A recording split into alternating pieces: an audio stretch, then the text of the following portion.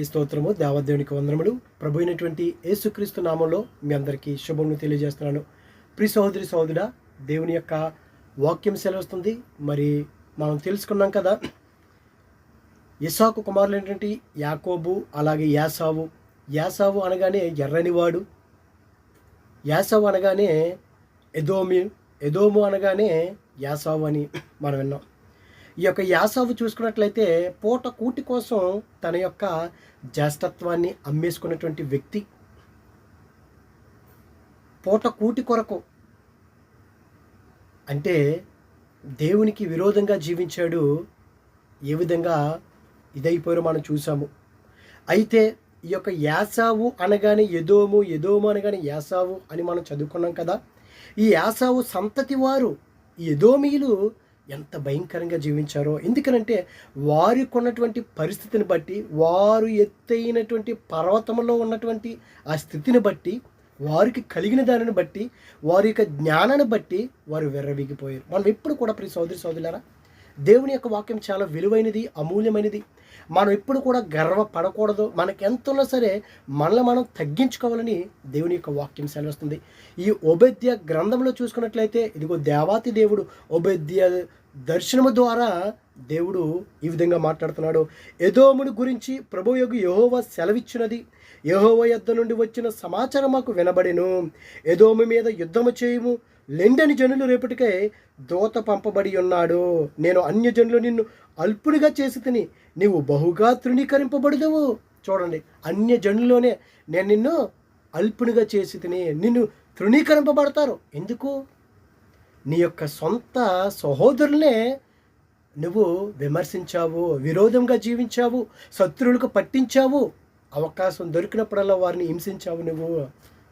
అందును కదా ఇశ్రాయేలు ప్రజలతో దేవాతి దేవుడు అన్నాడు, ఇదిగో నీ సహోదరులైనటువంటి వీరిని ఎదోమీయుల్ని మీరేమి చేయొద్దు, వారి మీద పగ పెట్టుకోవద్దు, కక్ష పెట్టుకోవద్దు, శత్రుత్వం కలిగి ఉండొద్దు అన్నాడు. కానీ వీరు ఇశ్రాయేలు మీద, దేవుని యొక్క బిడ్డల మీద శత్రుత్వం పెట్టుకున్నారు. మోషే గారు కూడా కాదేశులో ఉన్నప్పుడు ఇదిగో మా పితరులు ఏ విధంగా వీరు భయంకర పరిస్థితుల్లో ఉన్నారో, ఐగుప్తు నుంచి మమ్మల్ని నడిపిస్తున్నాడు కదా, ఇదిగో మేము యొక్క పట్టణంలోంచి కాదేశు ఆ ఎదోము రాజుకి పంపించినప్పుడు మేము కనీసం మీ బావిలోంచి నీళ్లు కూడా మేము ముట్టుకోము, మీ ద్రాక్ష తోటలోంచి కానీ మీ పొలాల నుంచి కానీ మేము వెళ్ళాం, రాజ్య మార్గంలోనే మేము నడుచుకుంటూ వెళ్తాము అంటే ఈ కాదేశు రాజు ఎదోము రాజు అంటాడో మేము ఖడ్గం పట్టుకుని నిలబడతాము అని వీరికి విరోధిగా మాట్లాడాడు. దావీదు కాలంలో కూడా, సౌలు గారి సమయంలో కూడా వీరు విరోధంగా జీవించారంటే దేవుని యొక్క బిడ్డలకు వీరు వ్యతిరేకత చూపించి ఉన్నారు. మనం ఎప్పుడు కూడా ఒక సహోదర భావం కలిగి ఉండాలి తప్ప ఎదుటివారికి కీడు చేయాలని మనం ఎప్పుడు కూడా తలంచకూడదు. కొంతమంది చూడండి, ఎదుటివారికి కీడు జరిగితే చాలు ఎంతో సంతోషిస్తారు. వీరు కూడా ఆ విధంగానే ఎదుటివారికి కీడు జరిగితే, ఎదుటివారు వారిని శత్రువులు పట్టుకుంటే వారిని అప్పగించి వారు దాక్కుంటే ఇదిగో పలానా చోట ఉన్నారు, ఇక్కడున్నారు అని చూద్దాం మనం. ఇదిగో అత్యున్నతమైన పర్వతం మీద ఆసీనుడై ఉండి కొండ సందుల్లో నివసించేవాడా. వీరి యొక్క బలం ఏమిటంటే, ఎదోమీయుల యొక్క బలం ఏంటి? ఇదిగో పర్వతములపై నివసిస్తున్నారు. మా దగ్గరికి ఎవడు రాగలడు? మాకు ఎంత సెక్యూరిటీ ఉంది, ఎన్ని అంచుల సెక్యూరిటీ మా దగ్గర ఉంది, ఎవడు కూడా రాలేడు అని అనేక మంది లోకాసరిగా చెప్తారు కదా. దేవుడు ఆజ్ఞాపిస్తే చాలు, క్షణం మనకేముండదు. ఎవడు ఎంతమంది ఉన్నా సరే మన యొక్క సమస్తమును దేవుని చేతిలో ఉన్నాయి. ఆయనకి మనం భయపడాలి. ఈ లోకంలో మనకి ఎంతమంది చుట్టుముట్టయితే ఏం ప్రయోజనం దేవుడి తోడు లేకుండానే. ఈ ఎదోమీయులు కూడా అనుకుంటారు, మేము పర్వతముల మీద ఉన్నాము, మా దగ్గరికి ఎవడు రాగలడు. ఆ దినాల్లో కూడా, ఆ రోజుల్లో కూడా రాజనగరాలన్నీ కూడా ఎక్కడుండేవి? పర్వతముల పైనే కదా. శత్రువు ఎవడు కూడా వారి దగ్గరికి రాకూడదనే ఉద్దేశంతో ఇదిగో వీరు కూడా ఇట్టి రీతిగానే అనుకుంటున్నారు, మేము ఎక్కడున్నామో పర్వతములు ఎత్తైనటువంటి ఉన్నతమైనటువంటి స్థలంలో ఉన్నామనుకుంటున్నారు ఎదోమీయులు. ఇదిగో సందుల్లో కొండ సందుల్లో నివసించేవాడు ఇంకెవ్వడు కూడా సందులు ప్రయాణం చేయలేడు, రాలేడు, మా ధైర్యం మమ్మల్ని ఎవరు కూడా జయించలేడు అనుకుని నన్ను క్రిందకి పడద్రోయగలవాడు ఎవడని అనుకునేవాడా? ఎవడు నన్ను పడదోయగలడు, నన్ను ఎవడు టచ్ చేయగలడు అని మనం అంటాం కదా. దేనికి? ఇందు నిమిత్తము మనకున్న డబ్బును బట్టి, మనకున్న అందాన్ని బట్టి, మనకున్న బలాన్ని బట్టి, పలుకుబడిని బట్టి, నీకున్నటువంటి పవర్ని బట్టి అంటావు. ఎవరిని టచ్ చేయగలరమ్మా అంటావు. నువ్వు మనిషివే కదా, ఎవడవైనా సరే. పవర్లో ఉన్నా, పవర్లో లేకపోయినా, బలం ఉన్నా, బలం లేకపోయినా, డబ్బు ఉన్నా, డబ్బు లేకపోయినా సరే, మనందరం మనుషులం, దేవుని యొక్క బిడ్డలం. టచ్ చేసి చూడు కాదు, టచ్ చేస్తే మనం ఉండం. దేవుడు అలా ముట్టుకుంటే మనల్ని. ఇప్పుడు సోదరులారా, దేవునికి ఎప్పుడు కూడా మనం విరోధంగా ఉండకూడదు. ఇదిగో వీరు అనుకుంటున్నారు, నన్ను క్రిందకి పడదోయగలవాడెవడని అనుకునివాడా అంటే వీళ్ళకి గర్వం. ఎవడ మమ్మల్ని పడదోయగలడు, మేము బలవంతులు, సూర్యులు ఉన్నారు మా దాంట్లో అని ఏదో మీరు అనుకుంటున్నారు. ఇదిగో మీరు అనుకుంటున్నారు ఆ విధంగానే అని దేవాతి దేవుడు ఒబేద్య ద్వారా దర్శన రీతిని ఇదిగో వారితో మాట్లాడుతున్నాడు. నీ హృదయపు గర్వము చేత నీవు మోసపోతివి. చూసారా, హృదయ గర్వం ఉండకూడదండి. మనం ఇప్పుడు కూడా తగ్గించుకునే స్వభావం ఉండాలి. ఇదిగో ఆ హృదయంలో గర్వం వచ్చింది కనుక నెబుకద్నెజరు హృదయమందు అతిశయించాడు, గర్వపడ్డాడు. పశువులు తినే గడ్డిని, పశువులు మేసే గడ్డిని తిన్నాడు. హిజ్కియా కూడా ఒక దినాన గర్వపడ్డాడు, మరలా పశ్చాత్తాపడ్డాడు. సోదరా, మనం ఎప్పుడు కూడా గర్వము నాశనానికి దారి తీస్తుంది. ఇదిగో వీరిలో ఎక్కడంట హృదయపు గర్వము. మనలో కూడా అనేక మందికి నా డబ్బు, నా వస్త్రధారణ, నా మాట, నా జ్ఞానము గర్వం. మనుషుని యొక్క జ్ఞానము దేవుని ఎదుటి వెర్రితనము. నీ ధనం ఎంత, నువ్వెంత? చివరికి ఆ ధనవంతుడు ఎక్కడికి పోయాడు? లాజరు చిటికని వేలు నీటిలో ముంచి పెడితే చాలు నా దాహం తీరిపోద్ది అన్నాడు. ఏమైపోయాడు ఆ ధనవంతుడు? నీ ధనం ఎక్కడ, నువ్వెక్కడ? అది కాదు. ఇదిగో వీరంటే ఎదోమీలు హృదయమందు గర్వపడ్డారు. హృదయపు గర్వము చేత నీవు మోసపోతివి. పక్షిరాజు గూడంత ఎత్తున నివాసము చేసుకొని నక్షత్రములు నీవు దాన్ని కట్టినను, అచ్చట నుండి నేను నిన్ను క్రింద పడవేతును. ఎక్కడ కడిసినాడు? పక్షి గూడు ఎక్కడుంటుంది? ఎక్కడో ఎత్తైన ప్రదేశంలో, ఎవరికి మనుషులకు అందనంత చోట పెట్టుకుంటుంది. అలాగ నువ్వు కట్టేసుకున్నావు కోటల్ని. అటువంటి ప్రదేశంలోనూ ఉన్నావు. ఎదోమి, ఓ యాసవ సంతతి వారులారా, ఓ ఎదోమీలారా, మమ్మల్ని ఎవరు పడదోయగలరు కిందకి? మేము ఉన్నటువంటి పర్వత స్థలంలో మేము ఉన్నాము అని అనుకుంటున్నారు మీరు. ఇదిగో మిమ్మల్ని నేను పడవేస్తాను. సోదరులారా, దేవుని యొక్క వాక్యం చాలా విలువైనది. మనలో గనక గర్వం లేకుండా తన్ను తాను తగ్గించుకొని పడివాడు హెచ్చించబడినవాడు తగ్గింపబడిన సెలవిస్తుంది. దేవునిలో కనుక నువ్వు తగ్గించుకున్నట్లయితే నీకు ఎంత జ్ఞానం ఉన్నా, ఎంత ధనం ఉన్నా, ఎంత అందమున్నా, ఏమున్నప్పటికి కూడా దేవునిలో తగ్గించుకున్నట్లయితే దేవునిని ఆస్వాదిస్తాడు. నీ పరిస్థితి ఏదైనప్పుడు కూడా ఆయన మార్చగలడు. ఆయనకి అసాధ్యం ఏదంటే ఏది ఉంది? ఆయనకి సమస్తములు సాధ్యము. ఆయన మాట సెలవిస్తే చాలండి, మనం నమ్మాలి. అంతే, మనం నమ్మం.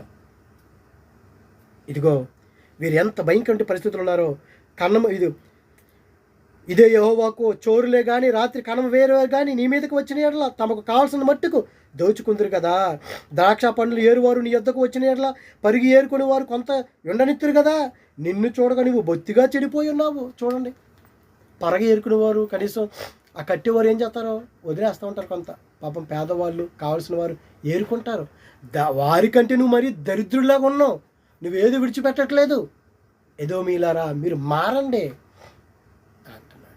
కానీ వీరిలో మార్పు లేదండి. మనలో మార్పు రావాలి, మనం మారాలి. దేవుని యొక్క వాక్యం సెలవుతుంది.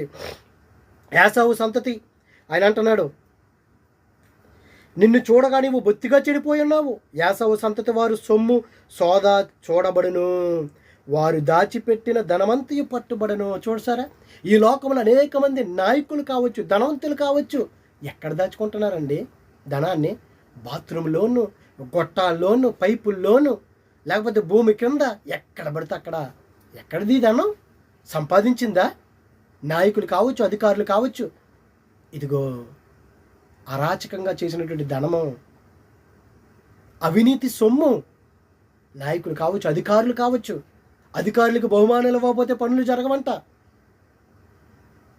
వెధవరాండ్లకి, తల్లిదండ్రులు లేని వారికి అన్యాయం చేస్తూ ఉంటారు, న్యాయం తీర్చరు. ఇదిగో అటువంటి వారి సొమ్ము బయటకు వచ్చేస్తుంది అని దేవుని యొక్క వాక్యం చేస్తుంది. ఆ దినాల్లో ఎదోమీలు కూడా ఉన్నారు. ఇదిగో మీ ధనమంతా కూడా కొలగొట్టబడుతుంది. ఈ దినాల్లో ఎవరు అన్యాయంగా ఉంటున్నారో వారు కూడా అదే విధంగా ఉంటారు అని దేవుని యొక్క వాక్యం సెలవుస్తుంది. ప్రియ సోదరి సోదరులారా, ఇదిగో నీవు సంధి చేసిన వారు నిన్ను తమ సరిహద్దు వరకు పంపివేయుదురు, నీతో సమాధానం ఉన్న వారు నిన్ను మోసపుచ్చి నీకు బలత్కారం చేయుదురు. మనం అంటాం కదా, కూడా ఉండి నన్ను ముంచేశాడు, తిన్న ఇంటికే వాసాలు లెక్క పెట్టారు అంటారు కదా, అటువంటి వారు వీరు. ఆ విధంగా మీకు జరుగుతుంది అని అంటున్నాడు దేవుడు. ఎదోమీలారా, మీకున్నటువంటి బలాన్ని బట్టి, మీకున్నటువంటి జ్ఞానాన్ని బట్టి వీరు ఇంకా ఏ విధంగానంట, వారు నీ అన్నము తిని నీ కొరకు ఉరియొడ్డుదురు. ఇదే తిన్న ఇంటికి వాసాలు లెక్క పెట్టడం, కూడా ఉండి ముంచేశారు అని ఆ విధంగా జరుగుతుంది. ఎదోమీలునకు వివేచన లేకపోయేను. వీరికి ఏమి లేదంట, వివేచన లేదు, జ్ఞానం లేదు. కానీ వీరు అనేక మంది జ్ఞానవంతులు ఉన్నారు, వారందరిని కూడా నేను తీసేస్తాను. నీ జ్ఞానాన్ని బట్టి నువ్వు అతిశయించుకో, నీ జ్ఞానాన్ని బట్టి నువ్వు హృదయ గర్వపడకు. నువ్వు క్రైస్తవుడా, స్నేహితుడా, సహోదరుడా, సహోదరి, దేవుని యొక్క వాక్యం చాలా విలువైనది, అమూల్యమైనది. మనం ఎప్పుడు కూడా మన శత్రువులకని సరే మనం విరోధంగా ఉండకూడదు. దేవుని మనసును ఎరిగి మనం జీవించినట్లయితే, ఇదిగో ఎదోమీలతో దేవుడు చెప్పాడు, మీరు అట్టి రీతిగా మీరు ఉండొద్దు అంటే, కానీ సొంత సహోదరులకే వీరు వ్యతిరేకత చూపించారు. శత్రువులు పట్టుకొని మిగిలిపోయినటువంటి వారు ఉంటే కనుక దాక్కుని ఉంటే, ఇదిగో వీరు ఎక్కడ దాక్కున్నారు అక్కడ దాక్కున్నారని పట్టించినటువంటి వారు ఎదోమీలు.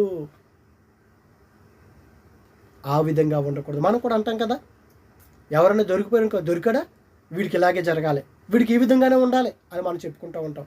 ఎప్పుడు కూడా మనం అలాగ ఉండకూడదు.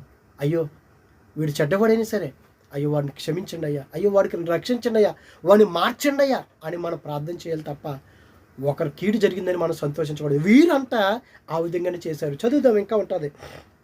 నీ సహోదరులైన యాకోబు, దేవుని యొక్క వాక్యం చూడండి ఇక్కడ, ఆ దినమందు యాసావు పర్వతంలో వివేచన లేకపోయినట్లు ఎదోములో నుండి జ్ఞానులను నాశనము చేతును. జ్ఞానవంతులని వీరికి గర్వం, వారందరిని నేను నిర్మూలన చేస్తాను అంటున్నాడు.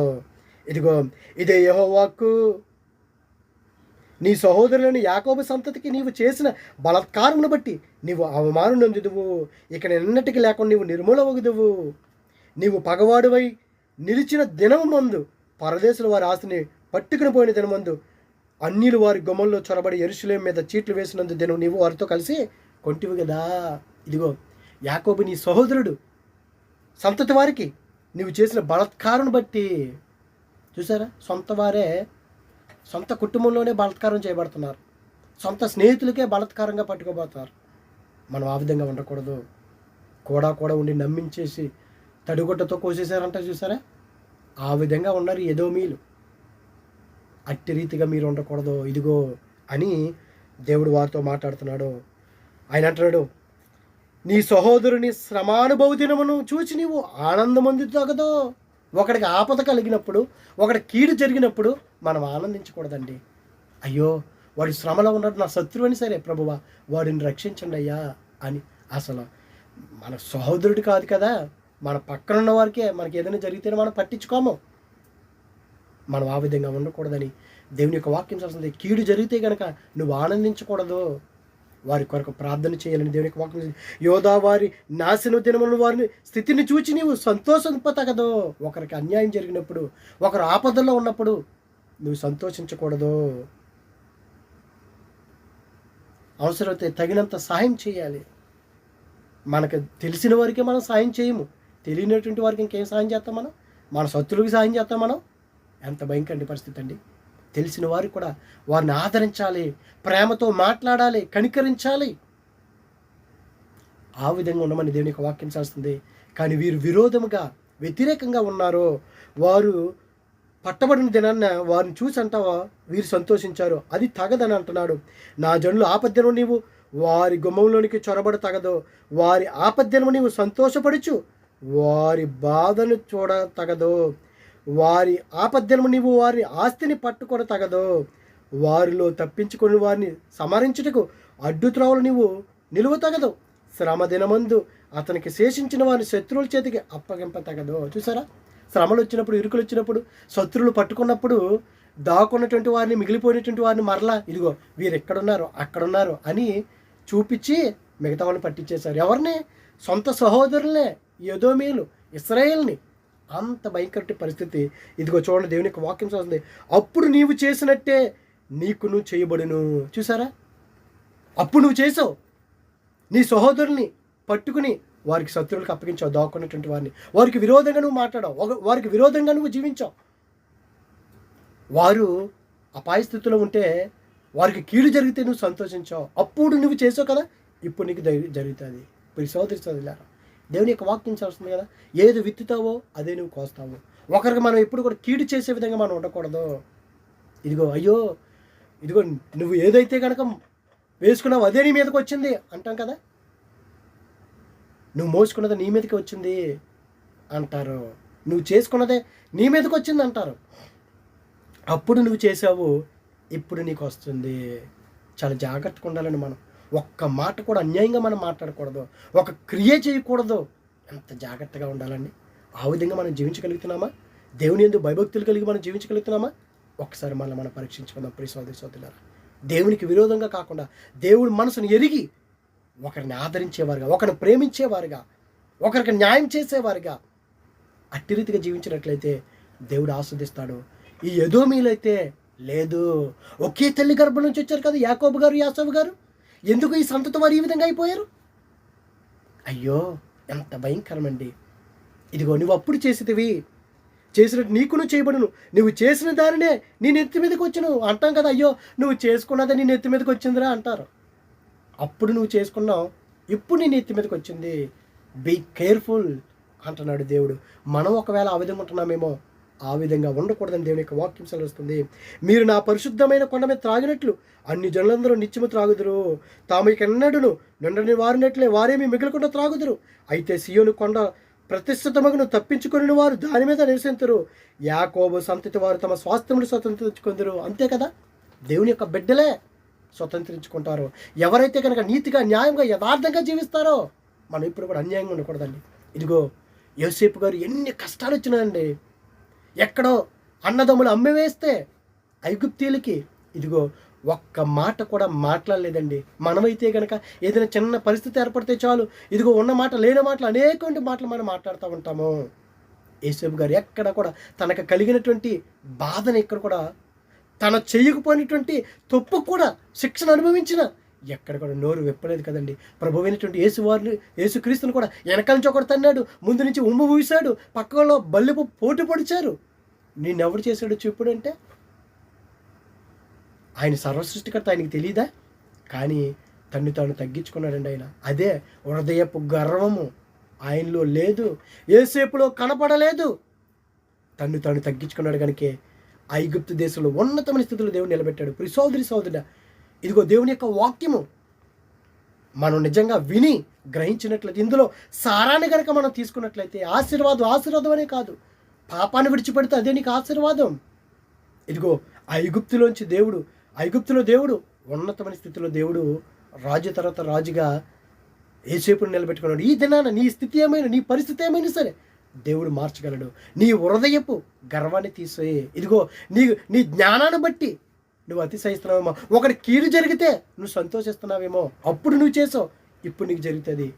చాలా జాగ్రత్తగా ఉండమంటున్నాడు. కనుక మనందరము కూడా ఎదుటివారి పట్ల మేలుకరంగా ఉండాలి, కానీ కీడు చేసేవారుగా మనం ఉండకూడదు, మాట్లాడకూడదు అని దేవుని యొక్క వాక్యం సెలవుస్తుంది.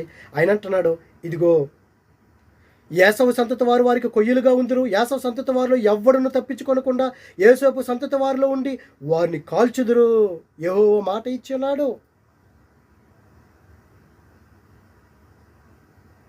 కనుక మీరు చాలా జాగ్రత్తగా ఉండండి అంటున్నాడు. కనుక మనము కూడా ఈ ఎదోమీలా కాకుండా దేవుని యొక్క బిడ్డలుగా, దేవుని మనసును ఎరిగినటువంటి వారుగా నీతిగా, న్యాయంగా, యథార్థంగా జీవిద్దాం. అటువంటి కృప దేవుడు మనందరికీ దయచేయును గాక. ఆమేన్. పరిశుద్ధుడా, ప్రేమగల తండ్రి, మహిమగల దేవునికి స్తోత్రాలు దేవా. ఈ ఎదోమీలు, యాసావు సంతతి వారు ఎంత భయంకరంగా జీవించారో, హృదయపు గర్వం కలిగి జీవించారయ్యా.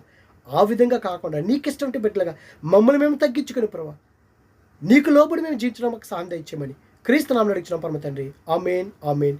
God bless you all.